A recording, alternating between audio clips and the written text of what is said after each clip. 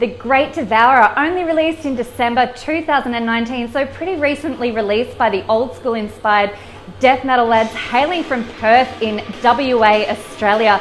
The band is Plaguelord. This is a rather unique death metal listen, I have to say. I heard so many elements within this album, nicely blackened at times, groove riffs, very atmospheric and moody indeed, and just a really good heavy and catching mid-pace and brooding ominous listen. Guys, don't go into this album expecting sheer, brutish, fast death metal. The lads have created something rather different within this album and it completely worked for me.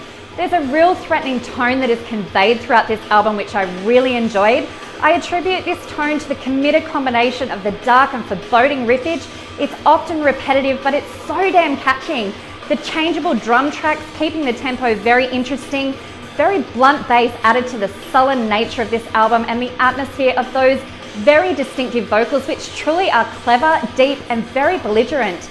This band has crafted a very threatening feeling of war, angst and finality. I'll start at the start, makes sense, right? With the number one track being For Death and Honor, and it happens to be one of my favorites too. I loved its murky and glum flow and the bestowed feeling of pride that smothers this track to the battle, imminent death and the honor of it all. This track just grew on me immensely with every listen. The attitude and nature within For Death and Honor was heavy, menacing and very gloomy. This is a mid-paced track with a weighted breakdown 2 minutes 30 in and nicely paced, dwelling, somber guitar solo as well, which you might be able to hear this in the background right now. And double kicks that just ripped so hard. Such an appealing track.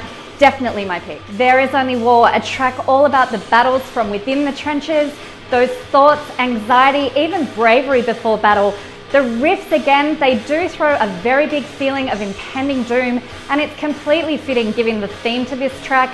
The vocal execution is just fantastically moody and atmospheric, which you might not be used to hearing in death metal, but you will get used to it within this album and it is done very, very well. In fact, the vocal experience within this album truly shrouds the composition with elements of mystery, ruin and disaster, with a very low but large guttural which feels as if it's been deliberately mixed and produced just to blend in with the soundscapes. It's not taking any steps forward or any steps back, it's just there and it wrecks. Lyrically, in a nutshell, this is death. Lots of deathly themes around war and battle, and they are really quite smartly written. They're up on Bandcamp. If you dig lyrics and they're important to you for the overall experience of the album, jump on there, have a read. They're very smart. Plaguelord have loaded The Great Devourer with a big mood, and it really is a very good catching groove death listen.